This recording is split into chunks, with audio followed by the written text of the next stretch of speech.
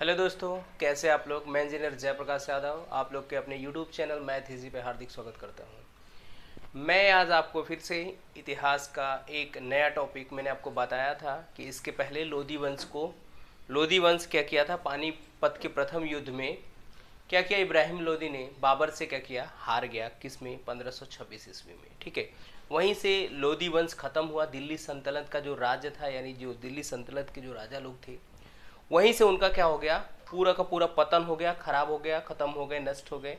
और एक नए वंश की स्थापना हुई, मुगल साम्राज्य जिसको बोलते हैं। ठीक है, मुगल साम्राज्य की क्या हुआ, स्थापना हुआ। तो हम आज पूरा मुगल के बारे में समझेंगे और मुगल के केवल एक बादशाह, एक राजा के बारे में बात करेंगे, क्योंकि हमारे एक टॉपिक में लगभग 15 से 20 मिनट होते हैं। ठीक है, तो उसमें हम केवल एक के बारे में ही क्या कर सकते हैं, समझ सकते हैं और समझाएंगे आपको। जब कभी भी टाइम ज़्यादा मिलेगा तो हम आपको ज़्यादा समझा देंगे। इससे पहले अगर आप मेरे चैनल पे नए हैं तो प्लीज़ चैनल को सब्सक्राइब करके बेल आइकन को प्रेस कर लें, ताकि मेरे वीडियो का नोटिफिकेशन सबसे पहले आपको मिले। और अगर वीडियो अच्छा लगे तो वीडियो को लाइक और शेयर अपने दोस्तों में ज़रूर करना, ताकि ये वीडियो उन दोस्तों तक भी पहुँचे जो पढ़ना चाहते हैं और लाइफ में कुछ करना चाहते हैं। बस आज के लिए इतना ही। हम आपको अब सीधे क्या करते हैं, मुगल साम्राज्य के बारे में बताते हैं। तो मैंने दिल्ली सल्तनत का अंतिम जो बादशाह था इब्राहिम लोदी, वो पानीपत के प्रथम युद्ध में क्या कर जाता है, बाबर से हार जाता है। ठीक है, बाबर से हार जाता है। दिल्ली सल्तनत वहीं से ख़त्म हो जाती है, नष्ट हो जाती है, बर्बाद हो जाती है। वहीं से मुगल साम्राज्य क्या होता है, उसका उदय होता है। यानी मुगल साम्राज्य वहीं से क्या होता है, स्टार्ट होता है। तो हम आज देखेंगे मुगल साम्राज्य, और मुगल साम्राज्य का कौन संस्थापक था, कहाँ तक लेकर के गया। ये लगभग याद रख लेना, मुगल साम्राज्य जो भारत में आया था ये तब तक रहा जब तक ब्रिटिश ईस्ट इंडिया कंपनी पूरी तरह से इंडिया में स्टैब्लिश नहीं हुई। तब तक इन्होंने क्या किया है, भारत को लूटा है, भारत को बर्बाद किया है। तो हम आपको पढ़ाएंगे 1526 से लेकर के लगभग 1664 या यानी 70 के आसपास तक ये लोग क्या किए हैं, भारत में राज किए। आप समझ सकते हैं लगभग 150 साल तक भारत पे क्या किए हैं, राज किए हैं। तो चलिए हम उस मुगल वंश के पहले हम देखते हैं राजा कौन थे या पहला बादशाह कौन था, उसके बारे में देखते हैं। मुगल साम्राज्य में ध्यान से देखेंगे। इसकी नींव जो है, मुगल साम्राज्य की नींव यानी मुगल साम्राज्य के जो संस्थापक है वो बाबर हैं।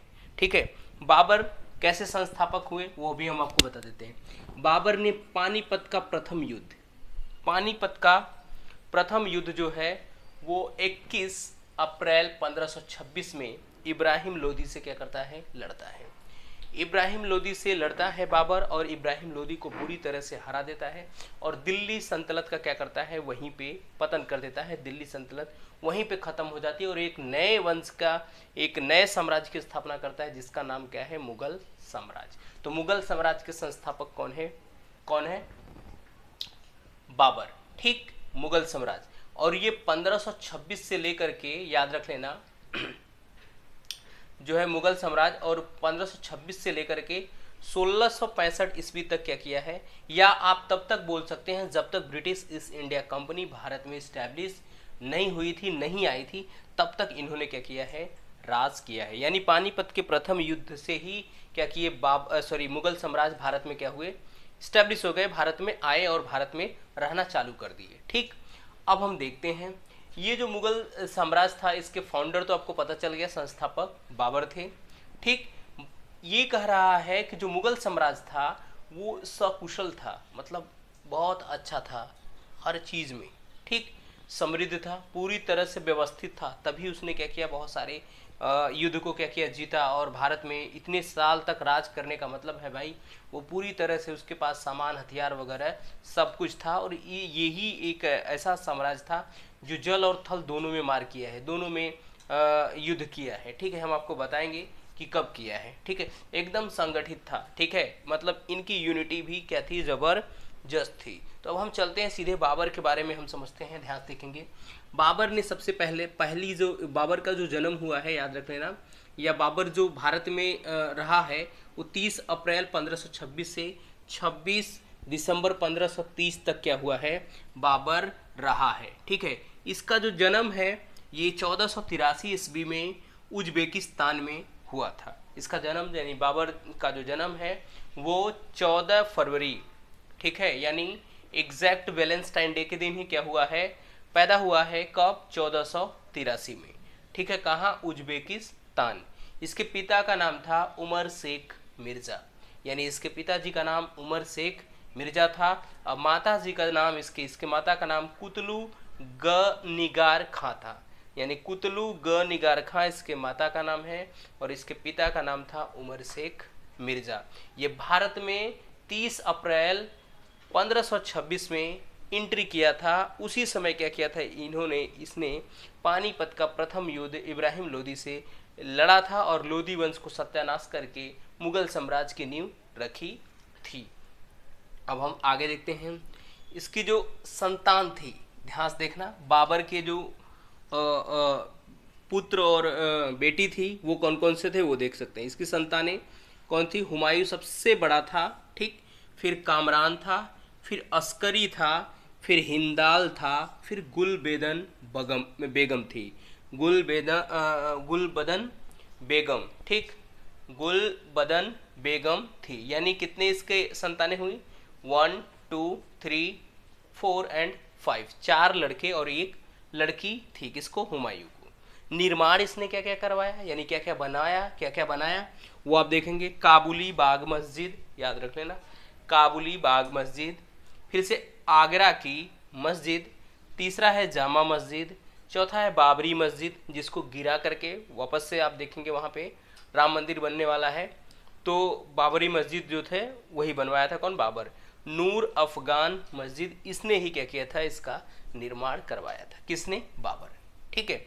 बाबर ने 5 बार भारत में आक्रमण किया था, ठीक है, 5 बार ये युद्ध लड़ा था और 5 में विजयी हुआ था। हम 4 की जिक्र आपको अच्छे से करेंगे क्योंकि 4 की ही जिक्र करना है, बाकी से कोई ज़्यादा एक जो बचता है वो इम्पोर्टेंट उतना नहीं है, फिर भी हम आपको बता देते हैं, ठीक है। सबसे पहला जो आक्रमण इसने किया है 1519 में किया है, यूसुफ जई जाति के खिलाफ किया था और बाजौर और भेरा को अपने कब्जे में कर लिया, यानी वहां पे क्या कर गया? जीत गया। बाबर ही एक ऐसा शासक था जिसने जितनी बार अटैक किया, आक्रमण किया, सब में क्या किया? विजय प्राप्त की, ठीक। अब देखेंगे सबसे पहला युद्ध 17 मार्च 1527, सॉरी दूसरा युद्ध, पहला मैंने आपको बता दिया, पहला पानीपत का युद्ध हुआ था 21 अप्रैल 1526 में, जिसमें बाबर ने इब्राहिम लोदी को हराया। दूसरा आप देख लेंगे 17 मार्च 1527 में खानवा की युद्ध, ठीक है, मेवाड़ के राजा राणा सांगा के और बाबर के बीच में होता है। राणा सांगा और बाबर के बीच में क्या होता है?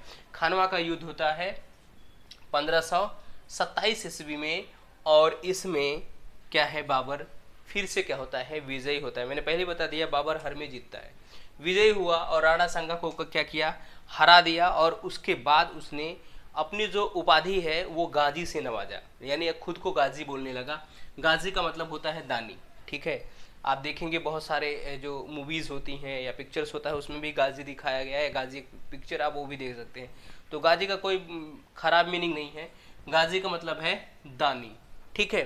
तो गाजी से खुद को क्या किया? बुलाने लगा। फिर तीसरा युद्ध जो हुआ, याद रखना, पहला तो ये हुआ, इसका जिक्र नहीं होता है। अगर इसको लेकर के देखेंगे तो एक तीसरा युद्ध हुआ क्योंकि पानीपत का पहला युद्ध हो चुका है, ठीक है। फिर दूसरा अगर हम देखें तो खानवा का हुआ, क्योंकि अगर इसको स्किप कर दो तो खानवा में बाबर ने राणा सांगा को क्या किया? हराया। कब हुआ था? 1527। फिर चंदेरी का युद्ध होता है 29 मार्च 1528 को। 26 में पानीपत का पहला युद्ध, 27 में खानवा का युद्ध, 28 में चंदेरी का युद्ध। चंदेरी का आप युद्ध देखेंगे मेदिनी राय और बाबर के बीच का रहा है। जो चंदेरी का युद्ध है वो मेदिनी राय और बाबर के बीच में होता है और इस युद्ध में मेदिनी राय पूरी तरह क्या कर जाता है? हार जाता है और बाबर की क्या होती है? फिर से बाबर की विजय होती है। फिर अगला युद्ध जो है वो 1529 में लड़ता है, ठीक है। 1529 में लड़ता है घाघरा का युद्ध, ठीक है। घाघरा का युद्ध ये घाघरा नदी के किनारे लड़ा गया था और इस युद्ध में जल और थल दोनों में मारपीट हुआ था, यानी दोनों में युद्ध लड़ा था, यानी पानी में भी लड़ा गया था और पानी के बाहर भी लड़ा गया था। ये पहला ऐसा युद्ध था जो जल और थल दोनों में लड़ा गया था। याद रख लेना, बाबर ने क्या किया? बाबर ने महमूद लोदी जो अफगानों के साथ लड़ रहा था, ठीक है, अफगानी शासक भी क्या कर रहे थे, इसमें लड़ रहे थे, उनके साथ था। तो यानी दोनों को क्या करता है बाबर, बुरी तरह से हरा देता है। किसको याद रखना, घाघरा का युद्ध अफगानों और बाबर के बीच में होता है। अफगानों का साथ जो है, अफगानी लोगों का साथ जो है महमूद लोदी देता है, क्योंकि ये लोदी वंश का ही है, ठीक है। फिर भी क्या कर देता है, बाबर इतना शक्तिशाली था कि इसको क्या कर देता है, हरा देता है। यानी इस जितना युद्ध लड़ा सब में क्या करता है, जीतता है बाबर, ठीक है। इसके लगभग 1-1.5 साल के बाद बाबर क्या कर जाता है, मर जाता है, उसको बीमारी हो जाती है, और उस बीमारी के कारण बाबर क्या कर जाता है, बाबर की मृत्यु हो जाती है। और बाबर की मृत्यु कब होती है, 30 में होती है। 26 दिसंबर 1530 में बाबर क्या कर जाता है, मर जाता है। बाबर के मरने के बाद मैंने आपको बताया था इसका सबसे बड़ा बेटा हुमायूं आएगा। अब हुमायूं शासन करेगा, शासक रहेगा। हुमायूं के बारे में हम आपको अगले लेक्चर में बताएंगे। एक छोटा सा ट्रिक है जिसके थ्रू हम आपको बताना चाहते हैं कि आप कैसे याद करोगे कि बाबर ने कितना युद्ध लड़ा था, ठीक है। उसका सिर्फ एक सिंपल सा ट्रिक है, याद रख लेना।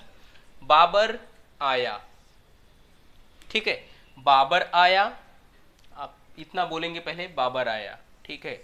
फिर 26 में पानी पिया, 26 में पानी पिया, 27 में खाना खाया, 28 में चंदा दिया, 29 में घर गया और 30 में मर गया।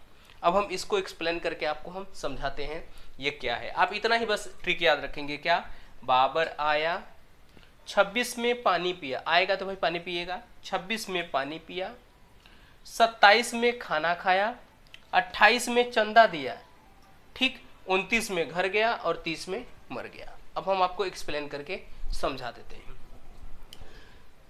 कह रहा है 1526 में पानीपत का प्रथम युद्ध लड़ा, ठीक, हो गया, पानी पिया। फिर 27 में खाना का मतलब है यहाँ पे खानवा, तो 27 में खानवा का युद्ध लड़ा। डेट अब याद मत रखो, बस सन पूछता है, इतना डेट नहीं कि कितने कितने में होता है, वो बहुत रेयर केस में जब ज़्यादा डिफिकल्ट क्वेश्चन बनेगा तब, नहीं तो जनरली वैसे ही पूछ देगा कितने में लड़ा गया था। क्या है, 27 में खाना खाया, खानवा का युद्ध हुआ 27 में। आप देख सकते हैं कि 27 में किसका युद्ध हुआ था, खानवा का युद्ध 27 में ही लड़ा गया था, 17 मार्च को, ठीक। 28 में चंदा दिया, मतलब चंदेरी का युद्ध हुआ, ठीक है। चंदेरी का युद्ध आप देख लेंगे मेदिनी राय के बीच में हुआ था, और किसके, और बाबर के बीच में, ठीक। तो हो गया चंदा दिया 28 में। 29 में घर गया, घर गया का मतलब 29 में घाघरा का युद्ध लड़ा, ठीक, घर गया, घाघरा का युद्ध लड़ा, और 30 में मर गया। 30 में तो पूछने वाला नहीं है, अगर मान चलो आ गया तो 30 उसका ही क्या था, एंड था। मैंने आपको शुरू में ही बता दिया था कि 1526 से 1530 तक वो काम किया था भारत में। 30 में खत्म हो गया तो क्या, कौन सा काम करेगा, उसके बाद फिर से उसका बेटा आएगा, कौन, हुमायूं। उसके बारे में भी हम लोग देखेंगे, चर्चा करेंगे वो अगले लेक्चर में, ठीक है। इसकी एक आत्मकथा है बाबरनामा, वो खुद ने ही क्या किया था, अपनी आत्मकथा खुद लिखा था, बाबर नामा, ठीक है। बाद में इसका अनुवाद किए आपके रहीम जी, ठीक है, रहीम ने क्या किया, इसका अनुवाद किया, ठीक है। और ये क्या किया, 1530 में मर गया, ठीक है। मरने के बाद सबसे पहले आगरा के रामबाग जो क्या नाम है जगह है, वहाँ इसको दफनाया गया। लेकिन इसकी इच्छा थी कि मुझे काबुल में दफनाया जाए, ठीक है, काबुल में दफनाया जाए। तो बाद में इसको कई साल के बाद उसको फिर से उसके जो बॉडीज़ है उसको निकाल करके इसको ले जा करके काबुल में क्या किए, इसके इच्छा के अनुसार वहाँ दफनाया गया। यानी जो एक तरह से बाबर था, बाबर की कहानी यहीं पे क्या होती है, द एंड होती है। ये ट्रिक बहुत ज़बरदस्त है, आप पढ़ लेना। कैसे मैंने बताया, बाबर आया, ठीक है, बाबर आया, 26 में पानी पिया, 27 में खाना खाया, सॉरी 26 में पानी पिया, हाँ 27 में खाना खाया, 28 में चंदा दिया, 29 में घर गया और 30 में क्या क्या, मर गया। ये चीज़ याद रखेंगे तो आपको लगभग पूरी चीज़ें पता हो जाएंगी, क्योंकि यही चीज़ पूछने वाला है, बाकी चीज़ कुछ नहीं पूछने वाला है, ठीक है। तो बस आज के लिए इतना ही। इसके आगे हम हुमायूं के बारे में अगले लेक्चर में हम आपको डिस्कस करेंगे। तब तक के लिए धन्यवाद। अगर मेरा वीडियो आपको अच्छा लगा हो तो वीडियो को लाइक करें, वीडियो को शेयर करें अपने दोस्तों में, ताकि ये वीडियो उन तक भी पहुँचे। मैं यही कोशिश करता हूँ कि सारी चीज़ें आपको अच्छे से समझा करके दूँ, जहाँ तक मुझे समझ आता है कि मैं आपको अच्छे से समझाता हूँ। अगर आपको नहीं समझ आता है तो आप कमेंट बॉक्स में भी लिख सकते हैं। चलिए आज के लिए बस इतना ही। Thank you so much for watching my video. जय हिंद।